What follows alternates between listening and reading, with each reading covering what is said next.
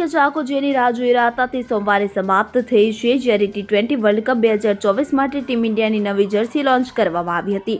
આ jersey launch કર્યા પછી રોહિત શર્મા અને વિરાટ કોહલીનો ફોટો વાયરલ થયો હતો કે જેમાં તેઓ ટીમ ઇન્ડિયાની જૂના જર્સી કરતાં નવી જર્સી બિલકુલ અલગ દેખાય છે। ભારતીય ટીમની નવી જર્સીનો લુક જર્સીથી વધારે અલગ નથી, જે હવે આગામી અમેરિકા અને વેસ્ટ ઇન્ડિઝમાં યોજાનારી T20 વર્લ્ડ કપમાં ખેલાડીઓ રમશે।